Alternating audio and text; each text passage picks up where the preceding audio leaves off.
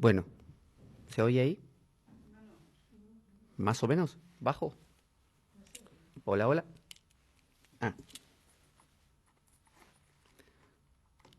ahí, ahora sí. Vale.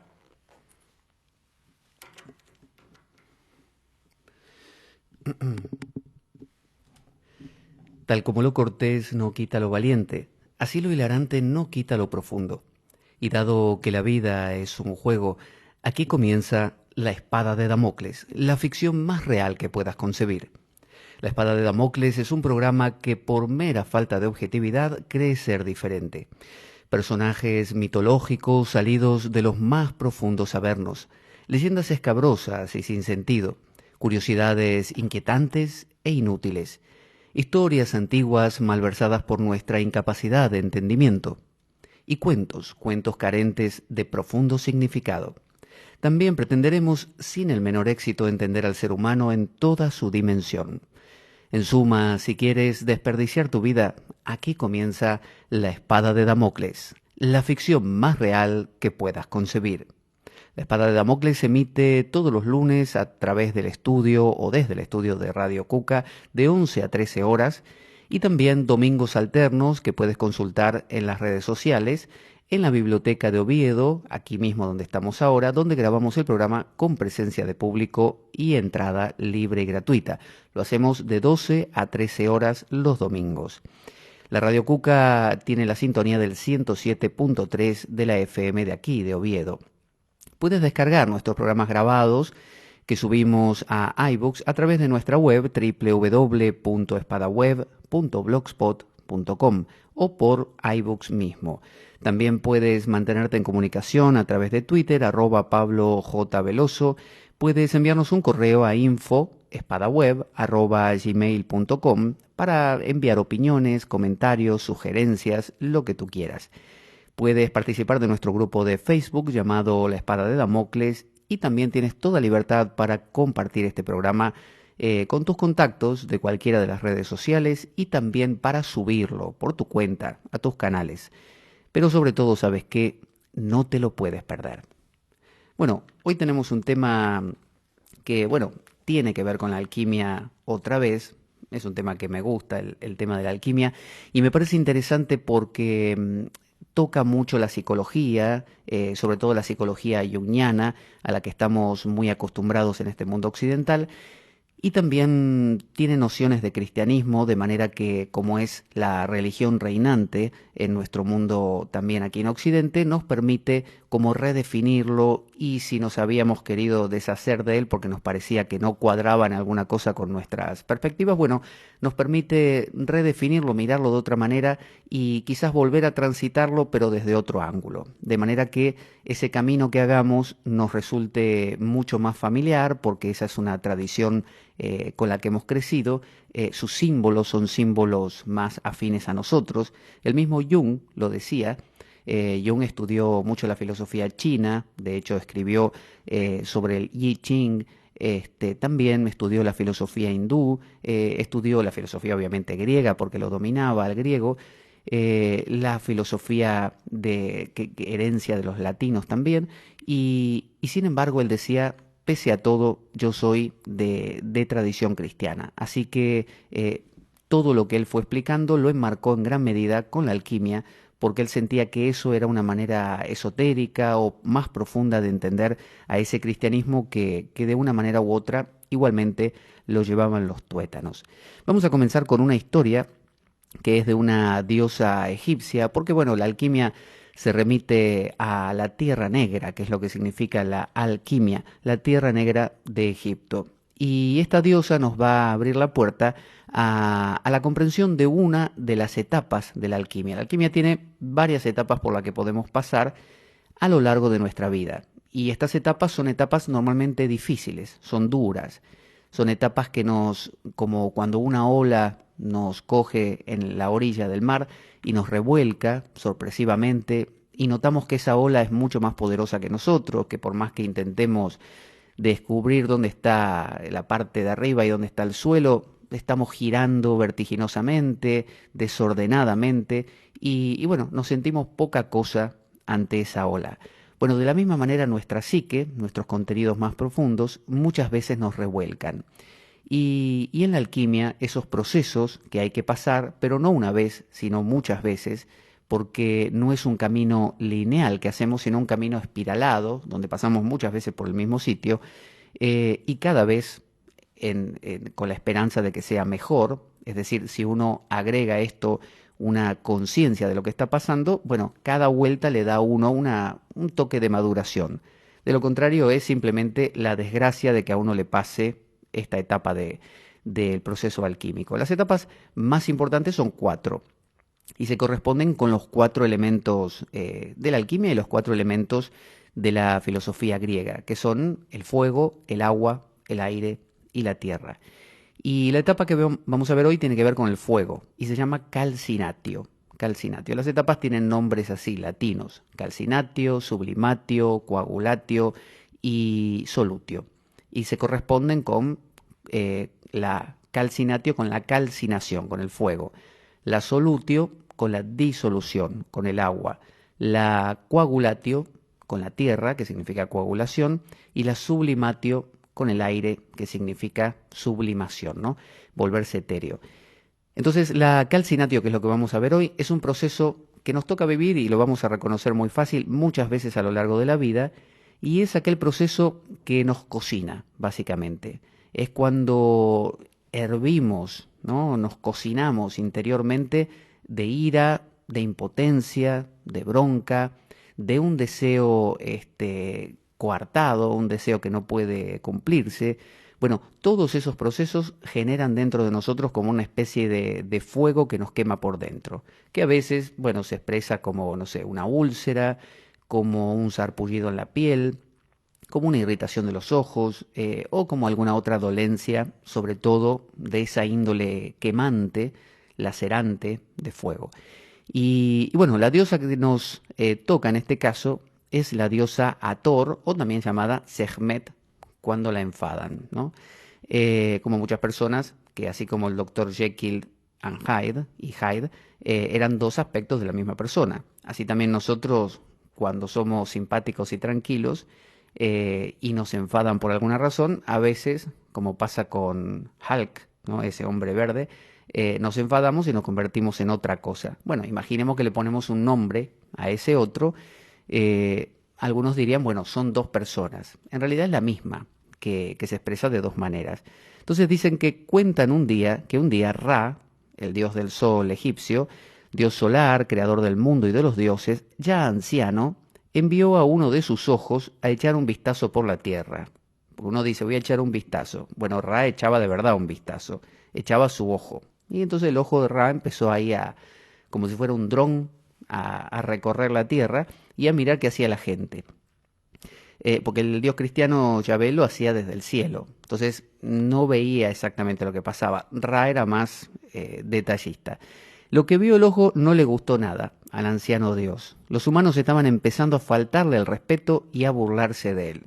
La gente decía cosas, que Ra, ra, y se burlaban de él. Entonces él se enfureció. No le gustó.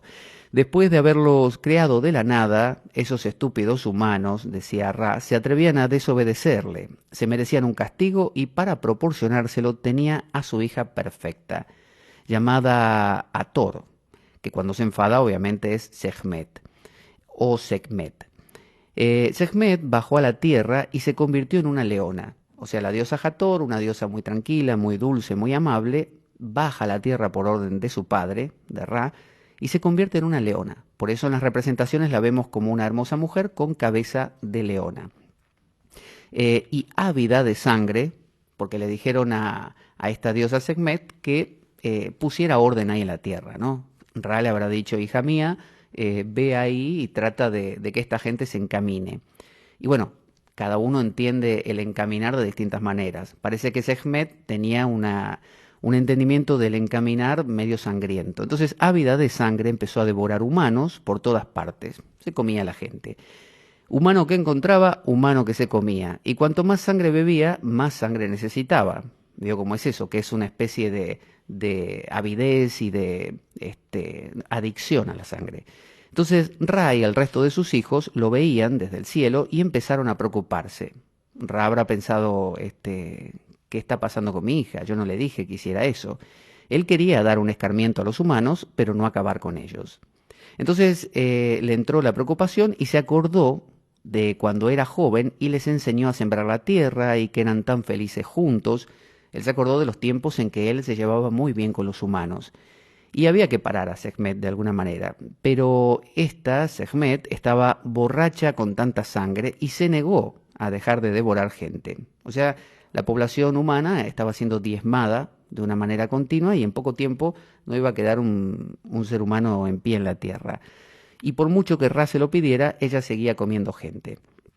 Entonces tuvieron una idea, Ra y sus amigos.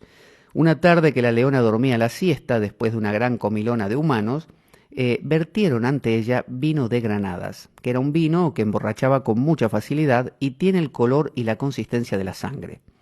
Cuando Sekhmet se despertó con sed y vio el charco, se lo bebió, pensando que era sangre, y con el vino se emborrachó. Y con la borrachera le volvió la cordura, ¿no? Contrariamente a mucha gente que la borrachera le hace perder la cordura, en el caso que la tuviese, y en este caso era al revés. Ella recuperó la cordura, convirtiéndose en la hermosa y mimosa gatita Bastet, ¿no? Bastet tiene forma de gato, que es lo que adoraban los egipcios en gran medida, y bueno, se la representa como una gata, así nomás, forma de gato. Cuando se tranquiliza es Bastet, cuando se enfada es Sekhmet. Desde entonces se convirtió en la protectora de los humanos y de sus hogares, les protegía de enfermedades, plagas, males de ojo, pero eso sí, una vez al año exigía un festival en su honor en el que se debía beber vino de granadas, ¿no? El mismo vino que la calmó a ella. Si no, se enfadaría y volvería a convertirse en una leona devoradora de humanos. El festival en honor a Bastet era uno de los más celebrados en Egipto. No se sabe si por temor a ser devorados por una leona o por la excusa de beber vino de granadas sin freno, que no está nada mal, lo cual acababa en orgías, o sea, los egipcios la pasarían muy bien, así que estos festivales acabaron siendo un símbolo de la fertilidad. De esta manera, la diosa Gata, Bastet, era adorada como patrona de fertilidad y prosperidad del hogar. Su santuario estaba en Bubastis, era uno de los más visitados, llenos de lindos gatos.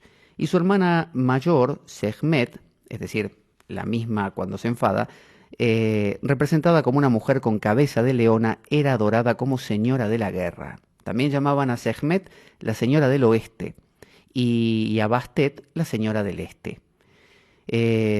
Bueno, y ahí los arqueólogos encontraron una serie de estas estatuas de la diosa Sekhmet, parece que en grandes cantidades, en abundancia. Esta es la historia de Sekhmet. Y no es muy diferente a la historia de Kali, la diosa Kali hindú.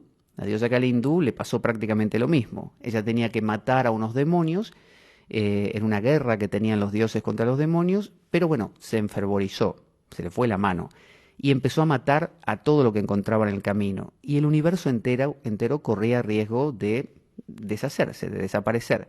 Y entonces Shiva, su marido, intentó apaciguarla, sin lograrlo, sin éxito, y finalmente lo que hizo Shiva fue tumbarse en el suelo y dejar que ella, justo en el paso de ella, y que ella lo pisara. Y cuando lo pisó, en ese momento parece que ella se dio cuenta de que era Shiva, su marido, y cuentan que sacó la lengua, ¿no? Por eso aparece con la lengua colgando como un símbolo de pudor, como perdón, ¿no? De haberte pisado, y cobró razón. Y ahí se calmó. Entonces, estas diosas, que siempre se lo representa en femenino, las diosas más intensas, que hasta los mismos dioses le temen, se representan en femenino porque es la madre naturaleza. Y la madre naturaleza puede dar vida, pero también puede ser la que cree un tsunami, un maremoto, un terremoto, el Vesubio, ¿no? Haciendo erupción. Es decir, tiene la crueldad más grande, pero también la dulzura más grande. Entonces, a Kali se la adora como una gran madre, la madre divina, pero también hay otra forma que es la forma de la mano izquierda, la Vama Chara Kali, está la Dakshina Chara y la Vama Chara. La Dakshina Chara sería como la gatita Bastet y la Vama Chara sería como la diosa Sekhmet. Entonces, ¿qué tiene que ver esto con lo que vamos a hablar de la alquimia? Vamos a hablar de la calcinación, que es ese proceso que nos ocurre de vez en cuando donde hay una especie de autofagocitación, como que nos comemos a nosotros mismos. Hay una especie de deseo que queremos que ocurra algo, ¿no? O queremos conseguir algo o a alguien y no pasa, no pasa, no ocurre. Entonces nos da una bronca muy grande, nos da esa misma energía que hubiéramos querido volcar para conseguir algo, se nos queda dentro y el tema es qué hacer con eso, porque quema. Es como si a uno le entregan una patata caliente y bueno, quema las manos. ¿Qué hace uno? ¿La aguanta? ¿Se la pasa a otro? ¿Qué hace? Entonces, la calcinatio, que es este proceso alquímico, uno de los tantos, como dijimos, que nos puede ocurrir muchas veces en la vida, a veces como una calcinatio colosal, que implica una gran transformación, y a veces como una pequeña calcinatio, unos momentos, unas horas, donde estamos muy tensos y pasa. Tiene que ver con el fuego. Y la alquimia consiste en calentar un líquido hasta las cenizas. Se calienta en el matraz, en el proceso del laboratorio del alquimista, se calienta el líquido hasta que se vuelve seco, se evapora. Y tiene que ver con la frustración entonces del deseo. Nuestro deseo es las ganas de hacer cierta cosa. Cuando eso se frustra, esa persona que queríamos que nos preste atención no nos la presta, esa cosa que íbamos a comprar finalmente no podemos comprarla, ese aumento que pedimos al jefe no nos lo da, esa posibilidad que creíamos que iba a suceder no sucede, bueno, se nos queda como decir atragantado, ¿no? Atrancado ahí. Para la alquimia eso es quemar al viejo rey. El viejo rey en última instancia es lo que llamaríamos psicológicamente el ego, nuestra imagen de nosotros mismos. Uno tiene una gran imagen de uno y dice, bueno, voy a, no sé, a conquistar a esta persona, ¿no? Entonces uno se siente un rey o una reina. Pero claro, cuando eso no ocurre y finalmente la cosa queda coartada, uno de rey le queda poco. Entonces es el quemarse del viejo rey. Y las imágenes que utiliza la alquimia para esto son el lobo y el león. El lobo y el león son dos símbolos justamente de pasiones, el orgullo, el hambre de cosas, el deseo. Son animales intensos, ¿no? Que tienen que ver con algo muy instintivo. Esos animales son los que cuece, ¿no? Los que cocina el alquimista en su laboratorio. Y el lobo, mientras es cocinado, aúlla, ¿no? El lobo grita, porque lo están quemando, él no quiere que le hagan eso. Sin embargo, el alquimista no solo lo cocina, sino que lo contempla, lo observa. Entonces, estos animales no son en absoluto malos. Uno, si los ve como cosas malas, cuando uno le aparecen estas emociones muy fuertes, las ve como negativas, lo que va a hacer es intentar sacárselas de encima. Y lo que va a conseguir es, ya que está con poca energía porque no consiguió lo que quería, va a conseguir más calor interior y más problemas. Entonces, son feroces, hay que saber tratarlos. Entonces, esta diosa Sekhmet representa, fíjense, este cambio de la diosa amable Hathor a convertirse en una especie de devoradora de todo, ¿no? Sekhmet. Y luego, un apaciguamiento. Todos desearíamos conseguir fácilmente ese apaciguamiento. Vamos a ver cómo puede hacerse. Estos león y lobo tienen que ver con el yo quiero conseguir cosas.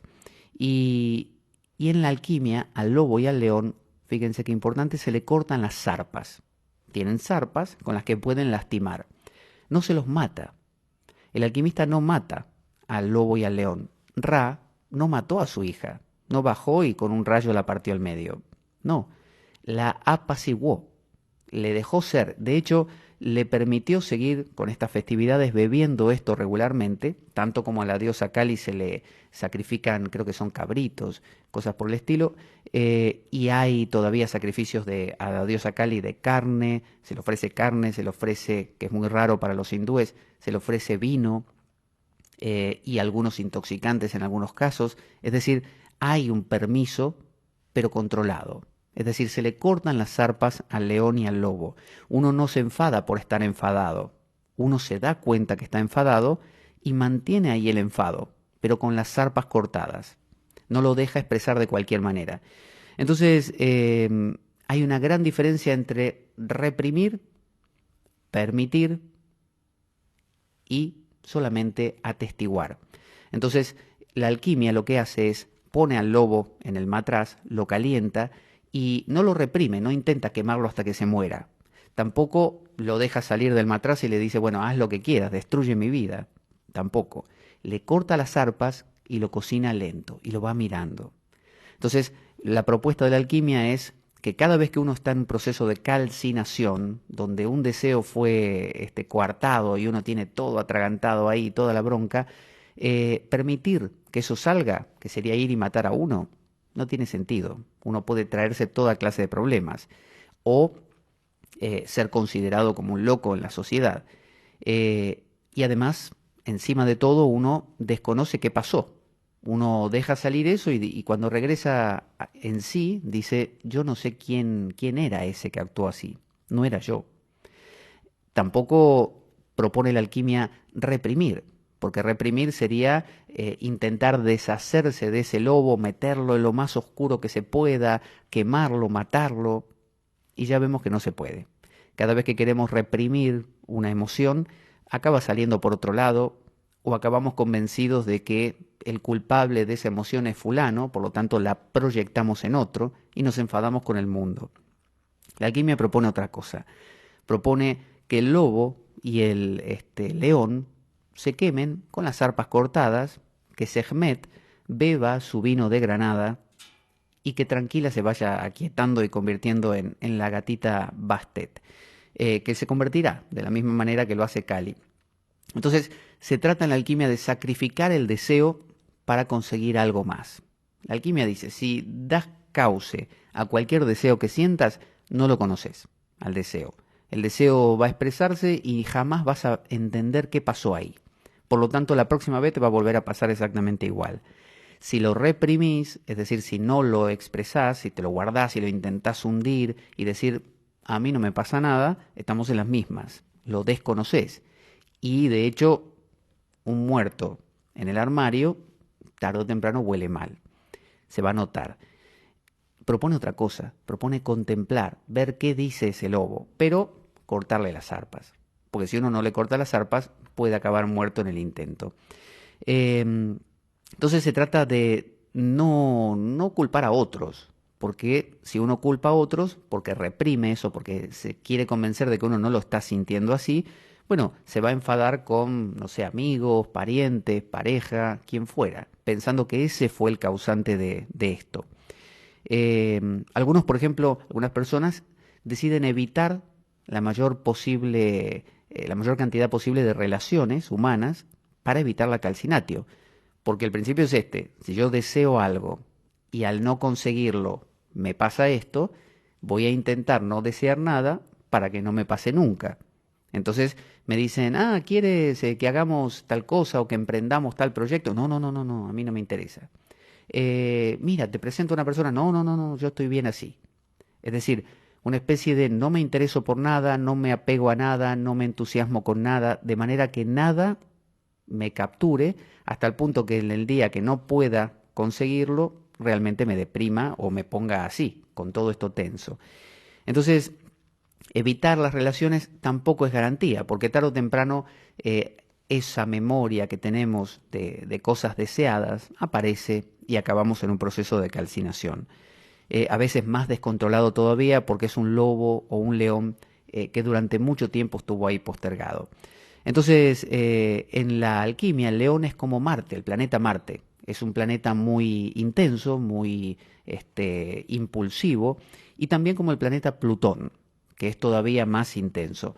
Fíjense que Rómulo y Remo fueron los fundadores de Roma, míticos, fueron amamantados por una loba, ¿no? Y por eso Roma está enmarcada en Marte. La deidad tutelar de Roma era Marte, así como la de Grecia era Atenea, que era diosa no de la guerra, sino de la estrategia, mientras que Marte es dios de la guerra directamente. Entonces, para los alquimistas, esta es la energía, lo que le llaman el azufre. Es una energía ígnea, desiderativa, es el deseo. Para los alquimistas, nuestro deseo, nuestra pasión, es el azufre. Puede ser malgastado simplemente en ser cumplido y nada más, puede ser reprimido con todos los problemas que trae, o puede ser observado y comprendido cortándole las zarpas al lobo.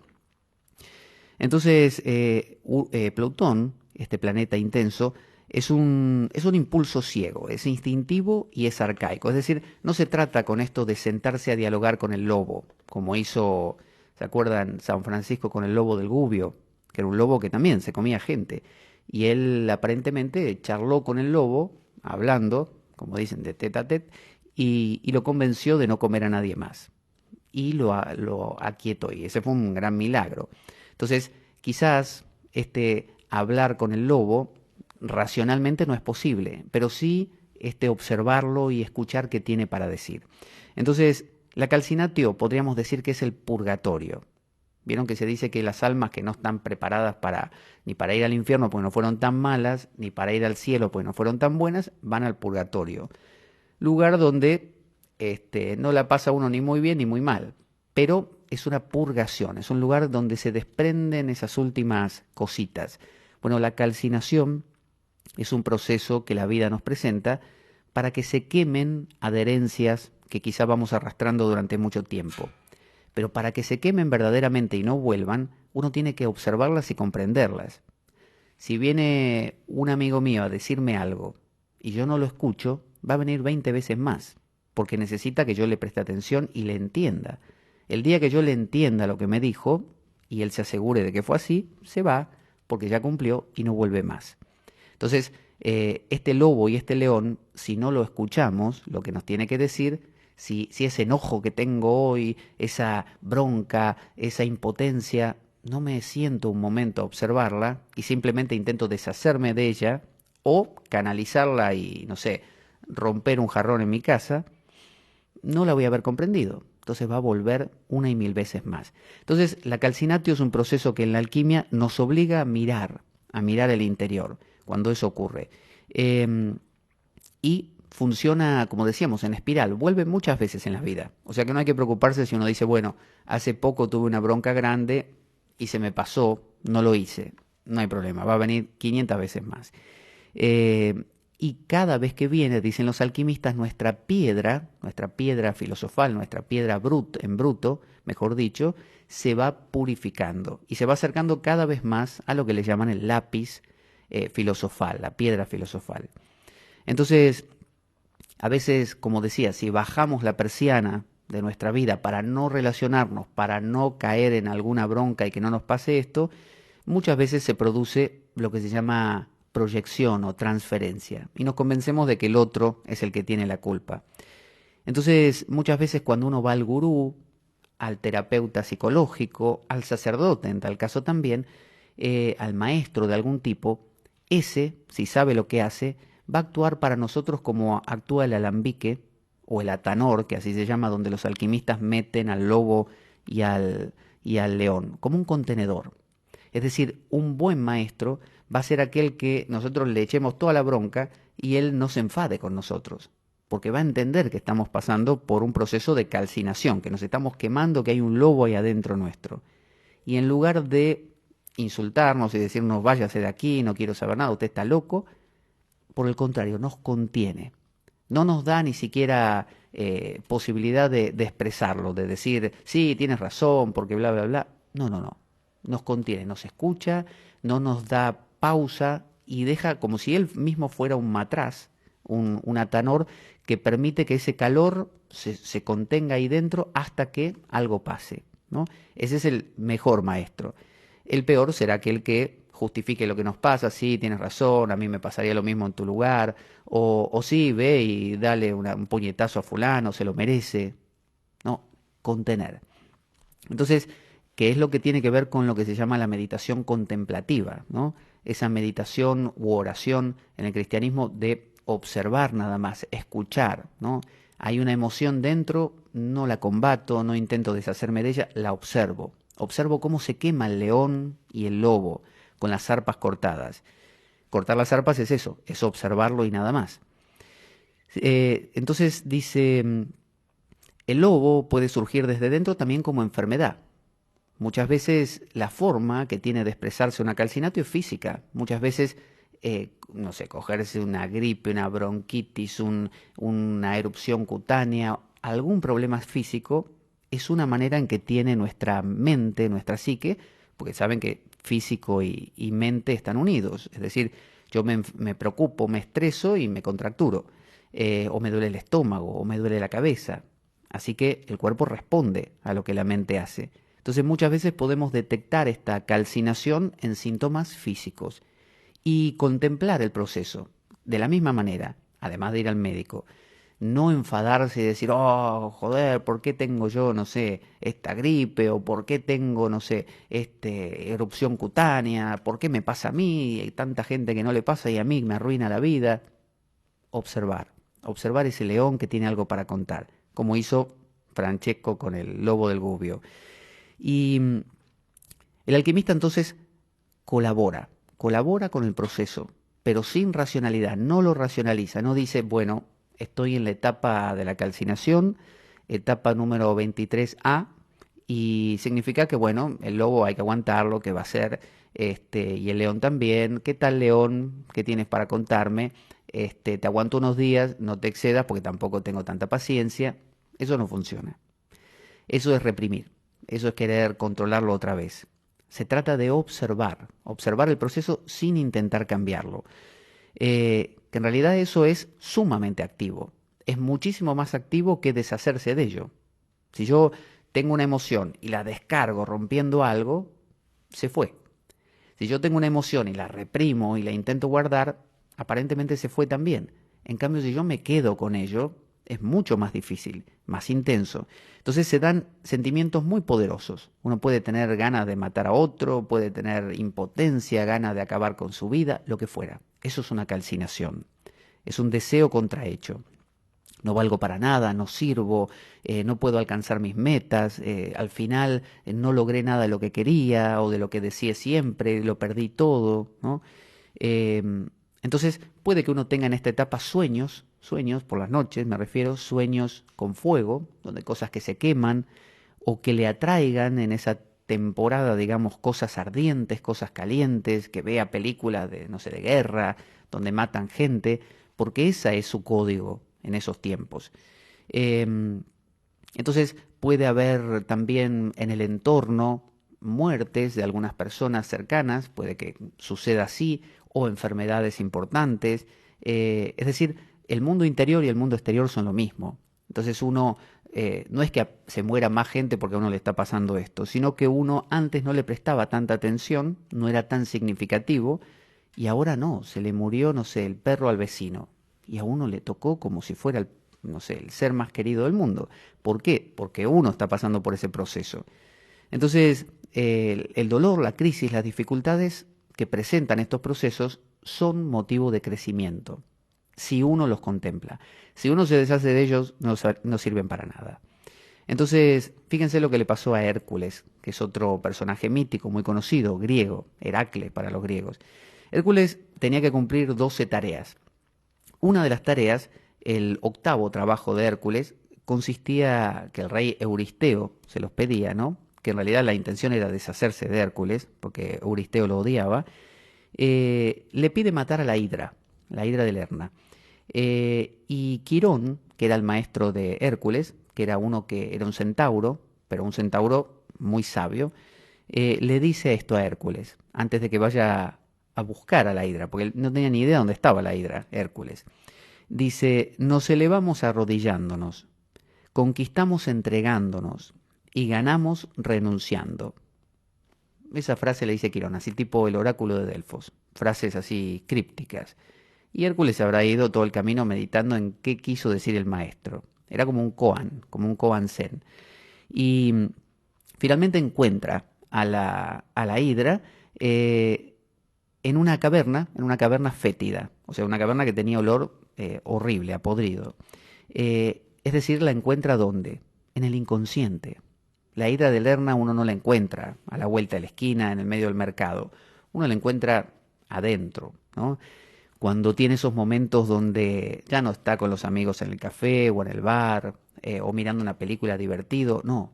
Cuando regresa y se encuentra, como dicen, con su almohada a la noche o en momentos de tranquilidad donde uno sabe lo que hay ahí y no lo puede dibujar de ninguna manera porque no hay nada con que taparlo en ese momento.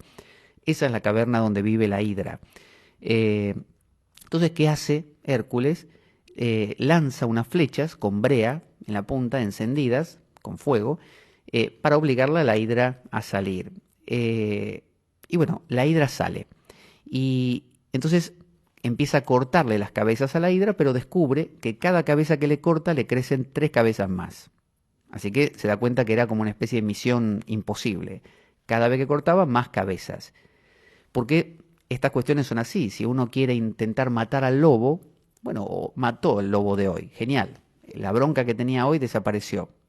Pero hay 40.000 broncas más que están dando vueltas, lobitos que uno tiene por ahí, que son pequeñitos hoy y que van creciendo y que mañana me aparecen. Entonces Hércules se dio cuenta que no iba a lograr nunca la tarea de matar a toda la hidra. La tarea era matar a la hidra completa. Entonces se acordó. Mi maestro me dijo, nos elevamos arrodillándonos.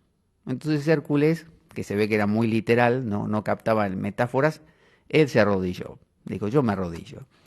Y se metió dentro de la caverna, en el lodo fétido, o sea, se animó a meterse en una cosa que olía podrido, ¿no? Es decir, se animó a bajar, a encontrarse con las propias putrefacciones. Y entonces cogió una cabeza y la levantó en el aire, así. Y cuando levantó en el aire la cabeza, a la luz, descubrió que se marchitaba. Cuando salía la cabeza del lodo ese, se marchitaba. Entonces empezó a sacar todas las cabezas, eran 9, y murieron todas las cabezas marchitadas. ¿Y qué descubrió? Que detrás de las 9 cabezas había una 10ª cabeza, que era una joya, así dice la historia. Y él entonces esa joya la guardó y la enterró. Pero claro, la enterró como oculta y muy valiosa, ¿no? Como para venir a buscarla luego. Es decir, cuando uno realmente saca a la luz estos lobos, descubre algo valioso. Es decir, no hizo todo esto para nada. Al haberlo hecho, se conoció mejor, descubrió cosas de uno mismo, tiene más energía. Porque imaginen la cantidad de energía que uno gasta en pelearse contra sus lobos y leones. Muchísima. En cambio, cuando uno se amiga con esos lobos y leones, como San Francisco y el lobo del Gubbio, o como Hércules, ¿no? Sacando estas cabezas, arrodillándose, se tuvo que arrodillar, se tuvo que él humillar ante eso, decirle al lobo, aquí estoy, te presto atención. Entonces, normalmente intentamos ocultar las emociones, no las exponemos a la luz, es decir, tengo celos, ¿no? No sé, de mi pareja, y me dice mi pareja, ¿qué te pasa? ¿Te pasa algo? No, a mí, nada. ¿No estarás celoso de...? No, yo, celoso yo. Es decir, ocultamos lo que sentimos como una manera de no querer encontrarnos con eso. Y no nos damos cuenta que cuanto más en la oscuridad está la hidra, más fuerza tiene y más difícil matarla. Entonces no hallamos la joya.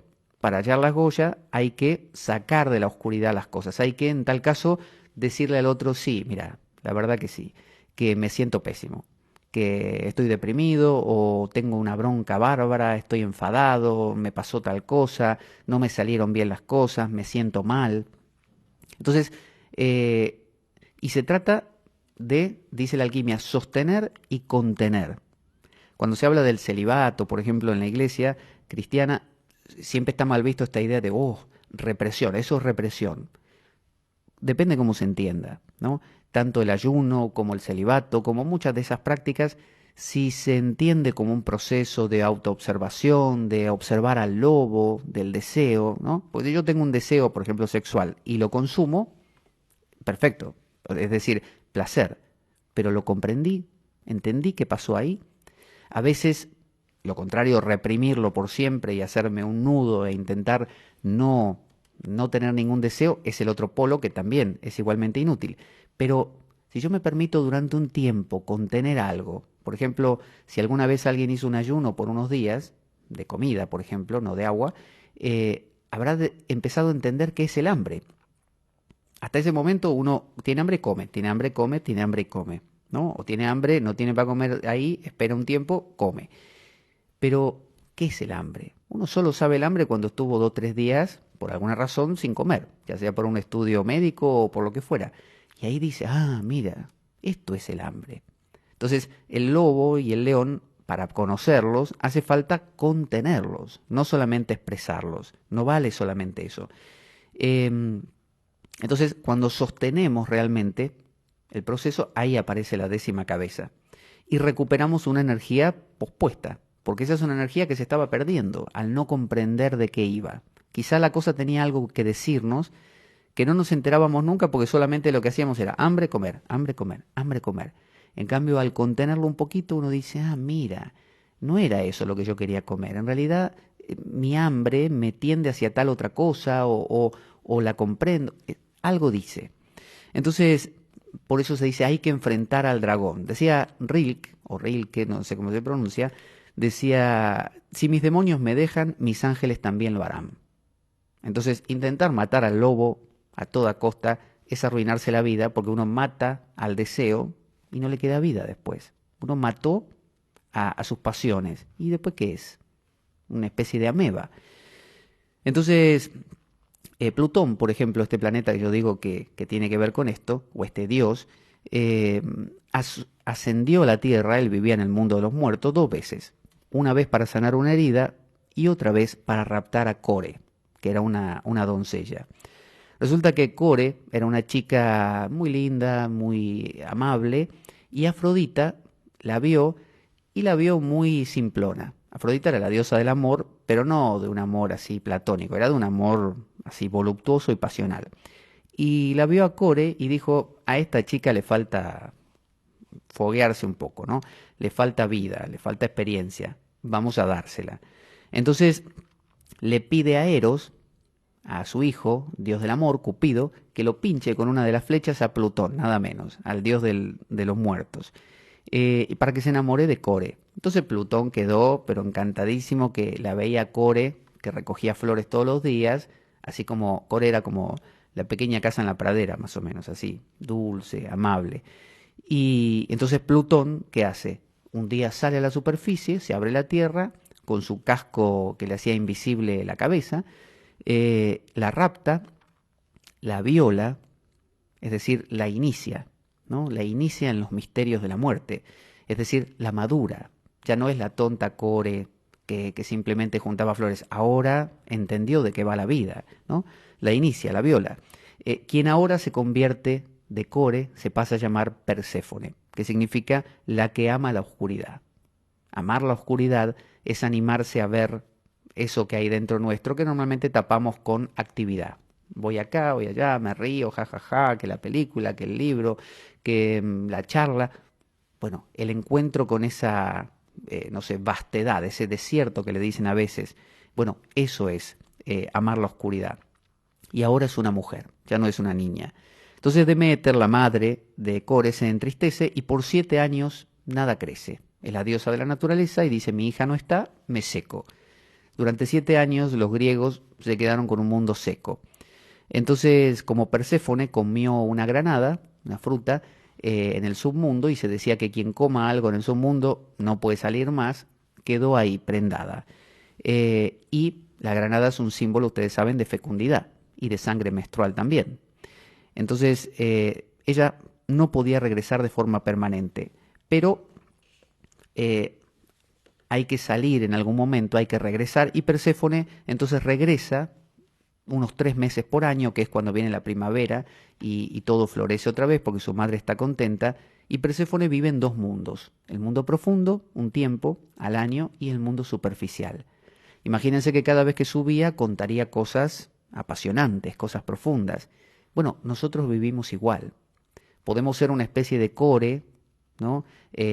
O Core, quizás se pronuncia así, más superficial, que nos interesan las cosas de la televisión y esto y lo otro, que está muy bien. Eso está muy bien, es parte de la vida. Pero si nos falta nuestra parte que ama la oscuridad, Perséfone, nos falta aquella que realmente se va a lo profundo, se come la granada, se compromete con eso y ve lo que hay ahí, bueno, las dos forman un ser mucho más completo. La diosa Kali que hablamos al principio era la diosa de la mano izquierda, la luchadora y guerrera, y la diosa Kali más dulce, madre divina, de la derecha, ¿no? Dakshinachara. Y por otro lado, la diosa que hablamos también al comienzo de Sekhmet, o sea, Hathor, que es tranquila, la egipcia, y luego se convierte en Sekhmet, pero luego se relaja otra vez y es Bastet. Es decir, siempre hay estas dualidades en nosotros, pero normalmente acostumbramos a vivir en una sola. Todos queremos a la gatita Bastet, de los egipcios, o a la diosa Kali, madre divina, suave y dulce, o a la Virgen María, no sé, amable y, no sé, dulce también, y no nos agrada esa parte que también está en el cristianismo de las vírgenes que aparecen a decir cómo va a ser el apocalipsis y que se viene el fin del mundo y que castigan y que se enfadan y que están, ¿no?, mal. Entonces, eh, a veces, recuerden, viene todo esto como una enfermedad también corporal, como síntomas físicos. Y hay una última historia que nos va a explicar muy bien esto, cómo funciona, que es el descenso de Inanna. Inanna tiene una doble N en la segunda N, Inanna, es la babilónica Ishtar también, ¿no? Parece que ella es dulce y maravillosa, igual que Coré.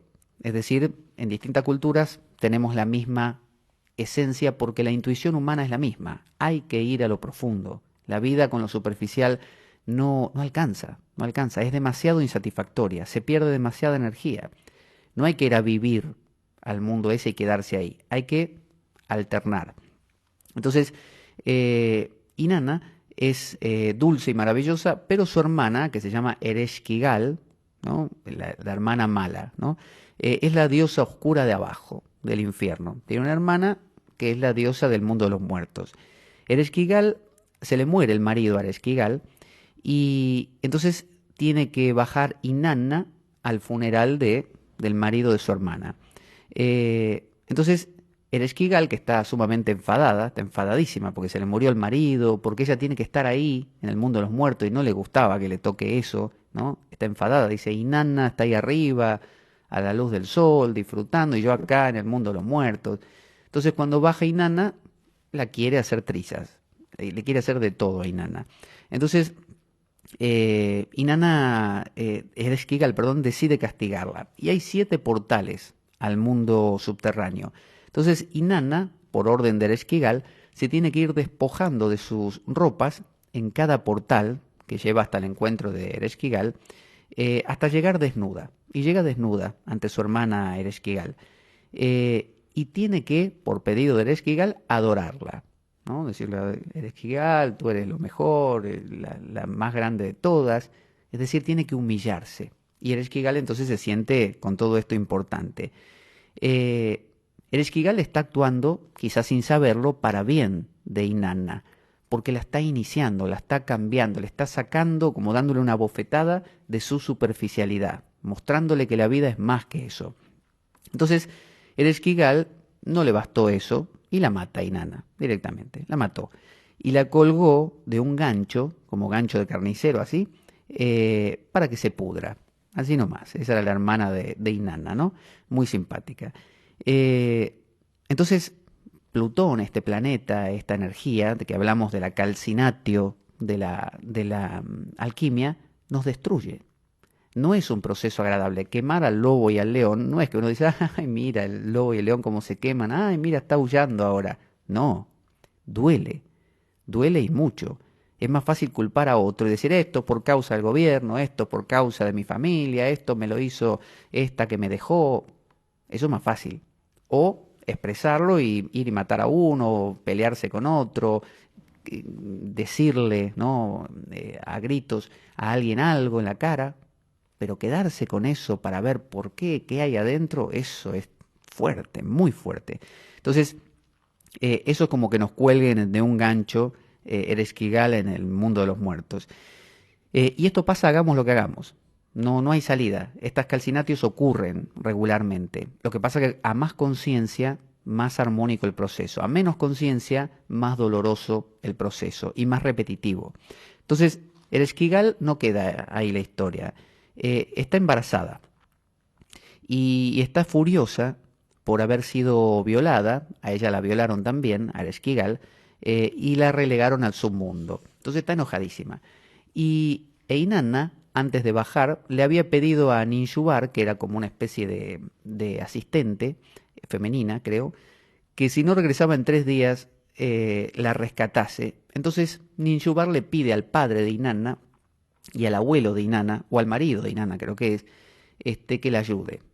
Y ellos pasan de ella. Dicen, no, nosotros no nos vamos a meter ahí con el Ereshkigal, que tiene mucho poder, nosotros no queremos saber nada. Es decir, la parte esa masculina, racional, ¿no? Lo masculino suele ser lo más cuadrado, lo más racional, lo femenino es más instintivo, más potente, se lava las manos. Dice, yo no quiero saber nada. Esto del lobo y el león, yo no lo entiendo, no lo entiendo, yo no puedo entenderlo. Vale. Entonces, Ninjubar dice, le pide a Enki, que es el abuelo materno de Inanna, que es bisexual, ¿no? No es ni femenino ni masculino, le pide ayuda. Entonces, el abuelo materno con tierra debajo sus uñas, parece que el abuelo tenía mucha mugre debajo de las uñas, forma unas dos plañideras pequeñas, ¿no? Insignificantes, y se infiltran, por pequeñas que son, y no son detectadas en el mundo de Ereshkigal. Entonces se acercan a Ereshkigal, que está sufriendo los dolores del parto, y se compadecen de Ereshkigal. Dicen, ay, Ereshkigal, ¿cómo la estás pasando? ¿Cómo te debe doler ese asunto del parto? Bueno, ya verás, qué bueno, qué hijo que vas a tener maravilloso. Y, y a Ereshkigal nadie nunca la había escuchado. Nadie nunca la había contenido, nadie nunca la había apreciado. Nosotros no queremos a Ereshkigal, no queremos a Kali enfadada, no queremos a Sekhmet, no queremos a la Hidra. Entonces, acercarnos al lobo y al león y escucharlo como Francesco con el lobo del Gubbio es dejar que ahí algo de nosotros, una historia se cuente. Entonces, Ereshkigal se abre y empieza a contar lo que le pasa verdaderamente. Y cuenta que ella odia ser quien es, que está enfadada, ¿no?, con la vida. Entonces, ¿qué hacen las pequeñas plañideras? Se convierten en su espejo.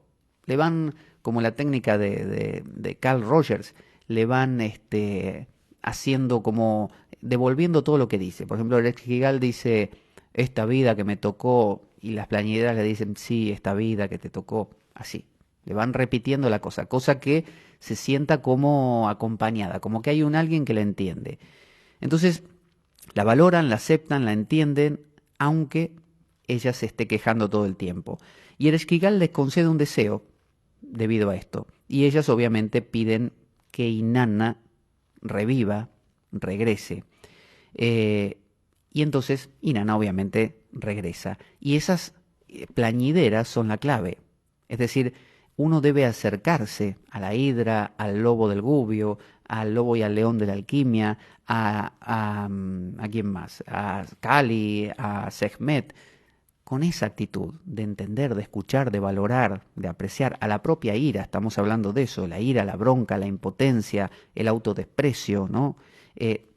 Conectarse de esa manera, entenderlo, hablarle, pero no desde la razón, no desde lo masculino. Entonces, aceptar el dolor, la depresión, la tristeza. Y entonces hay una teoría que dice que si alguien es liberado de alguna situación, otro tiene que ocupar su lugar en este mundo de los muertos. Entonces, Inanna pide u obliga a que Tamuz, su marido, el que no la ayudó, la reemplazase en el submundo. Así que esos masculinos, la razón, la mente, fueron los que tuvieron que ir al submundo en lugar de ella. Entonces, en este calcinatio, el yo normalmente intenta controlarlo todo, y el control, ya sabemos, no llega muy lejos, porque nadie puede controlar a la Hidra o la ira, nadie puede controlar a Kali o a Sekhmet, solo se las puede acompañar, entender, ¿no? El torero no puede enfrentar al toro de frente, tiene que esquivarlo, de lo contrario es embestido. Entonces, la calcinatio es un proceso que nos ayuda a cambiar nuestros viejos guiones, nuestros viejos patrones de conducta. Realmente, si nosotros como el alquimista nos ponemos a contemplar el proceso de esta manera amigable, dulce, entendiendo que ese lobo y ese león somos nosotros, no es alguien que nos vino a fastidiar la vida, entonces realmente hay un cambio. Y salimos renovados, salimos transformados. Así que bueno, hemos recorrido hoy algunas diosas, hemos también visto lo que es la calcinatio, este proceso alquímico. Recuerden que hay calcinatio, solutio, sublimatio y coagulatio, ¿no? Esos son los cuatro principales. Hoy vimos calcinatio, que es el proceso de quemazón, ¿no?, de quemarse, que es un proceso nada externo, sino totalmente interior. Que los alquimistas a veces sí lo hacían así con un matraz y lo calentaban de verdad en un lugar, como una manera de ver ese proceso que está ocurriendo aquí dentro, aquí fuera, y tenían cosas como el lobo y el león que eran, qué sé yo, por ejemplo, aparecía un color verde y decían, oh, mira, es el león, ¿no? Porque así lo identificaban. O el lobo era, no sé, marrón, aparecía un color marrón en los productos químicos y decían, está surgiendo el lobo. Entonces, de esa manera tenían un eco con lo que les pasaba dentro. Y dado que la vida es un macabro juego concebido por una mente perversa, únete a nosotros el próximo domingo aquí en la biblioteca del Fontán. Domingos alternos, recuerda, puedes consultarlo en las redes sociales cuándo será el próximo o también todos los lunes de 11 a 13 horas cuando emitimos desde los estudios de Radio Cuca 107.3 de la FM de Oviedo. Y recuerda, estate atento cuando escuches estas palabras: la espada de Damocles, la ficción más real que puedas concebir. Buena semana, buena vida y avanti Damocleanos. Muchas gracias.